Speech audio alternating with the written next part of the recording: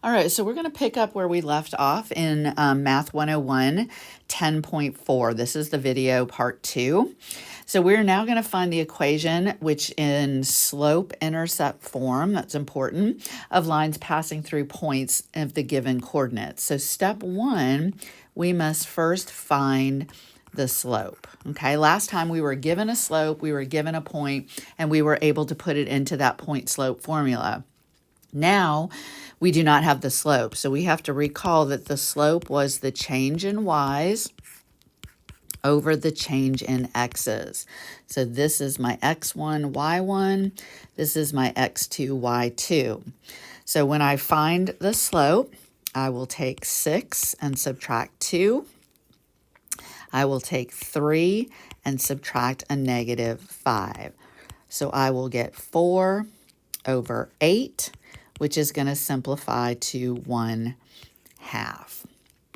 Now, once I use the point slope formula, which remember is this one, y minus y sub 1 is equal to m times parentheses x minus x sub 1, I only need 1 point, so I'm going to eliminate one of my other points. If I have a chance to choose positive values, I'm always going to choose my positive points first. So I'm going to write the equation y minus blank equals blank x minus blank. And I'm going to substitute in the x is 3, so that goes in the parentheses. The y is 6, and the slope I found was 1/2. So now I must distribute, and I get 1/2 x minus, remember that's over 1, so 1/2 times 3 over 1 gives me 3/2. And last but not least, I am going to add 6, but I can't add 6. I have to actually add 12/2. So my final equation is y equals 1/2 x and negative or minus 3/2 plus 12/2 gives me 9/2. Okay, so for the next one, I am going to do the exact same thing. Let's find our slope, label x1, y1, x2, y2. So 1 minus 4 over 2 minus a negative 3. And so this gives me negative 3 in the numerator and 5 in the denominator. So now I substitute y minus blank equals blank x minus blank. And I substitute in the, and I eliminate one of the points. So I'm going to throw this point out. So the x value, I'm going to substitute in 2. The y value, I'm going to substitute in 1. And the slope is negative 3/5. So I distribute. And so I get y minus 1 is negative 3/5 x. Negative times negative makes that positive. 3 times 2 is 6. 1 times 5 is 5. And then I will add positive 1, but I can't add positive 1. I have to add 5/5. And so 6/5 plus 5/5 makes 11/5. And then I have the negative 3/5 x, and that equals y. And that's my final equation, okay?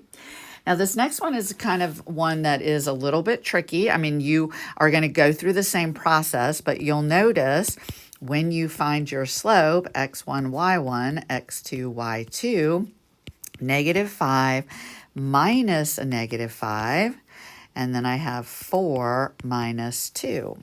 And so what happens is that this becomes 0, and 0 over 2 is 0. So remember, horizontal lines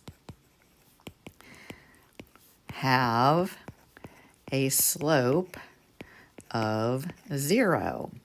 And so if you remember that, it's always sunny on the horizon, and you'll notice that the y value is the same.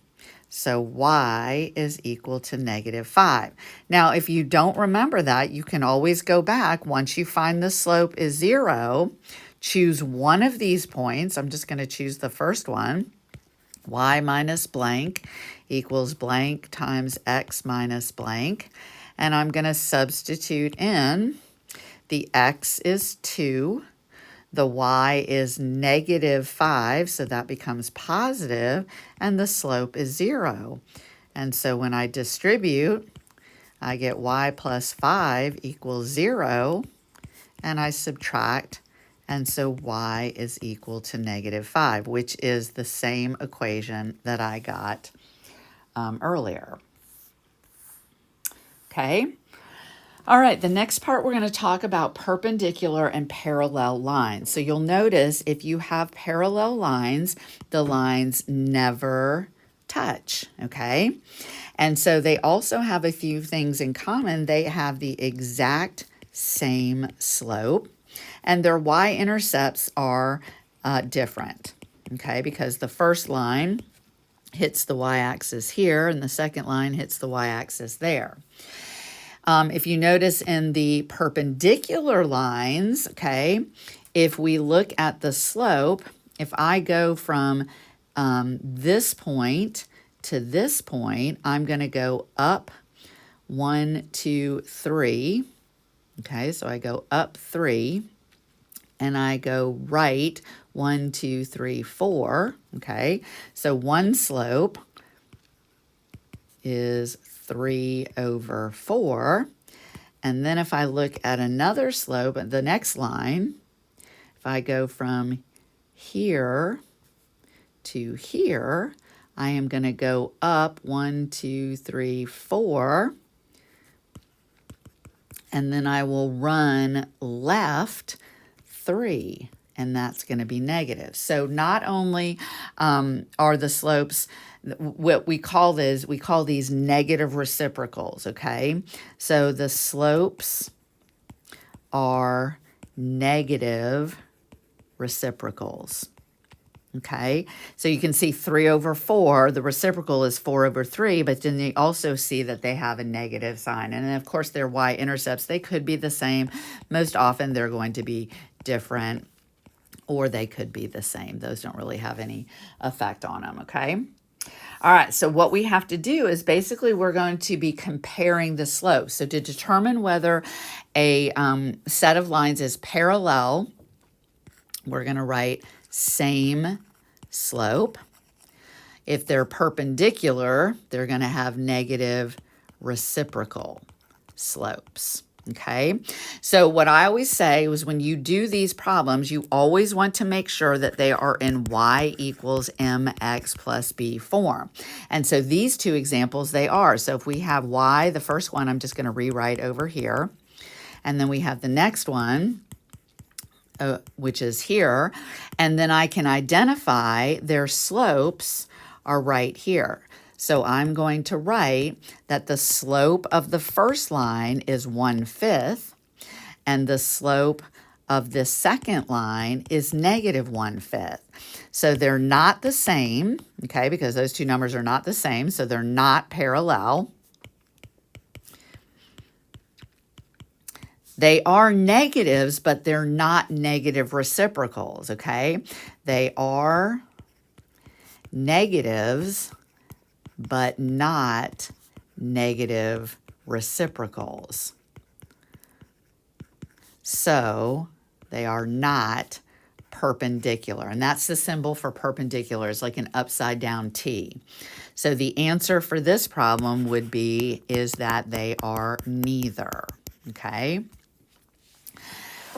All right, so the next one, we have one line that's y equals 4x minus 2, and we have the other line that says 4x plus y is equal to 5. Well, this one is already in the correct format, so I can say that the slope of the first line is 4. This one is not in the correct format, so I need to solve for y, and I get negative 4x plus 5. So the slope of this line is -4. Okay, so again, they're not the same. So they're not parallel. They are not negative reciprocals. So they are not perpendicular. So again, this one would be neither. And that's all you have to do. You just have to show me some work that says whether they get the same slope, whether they get negative reciprocal slopes, to determine whether they're perpendicular or parallel, okay? So let's try this one. I'm going to just rewrite negative x plus 2y is equal to negative 2. 2x is equal to 4y plus 3, and I'm going to solve for y in both of them. So I'm going to add x. So I get 2y is equal to x minus 2, and then I'm going to divide everything by 2. So y is equal to 1/2 x, that's the same as x over 2, minus 1. So I highlight the slope of this one is 1/2, okay? Now again, I'm solving for y, so I'm going to subtract 3 from both sides. 2x minus 3 is equal to 4y. I'm going to divide by 4, and so y is equal to 2/4 is 1/2 x minus 3/4. And so the slope of this one is 1/2. Okay, so these slopes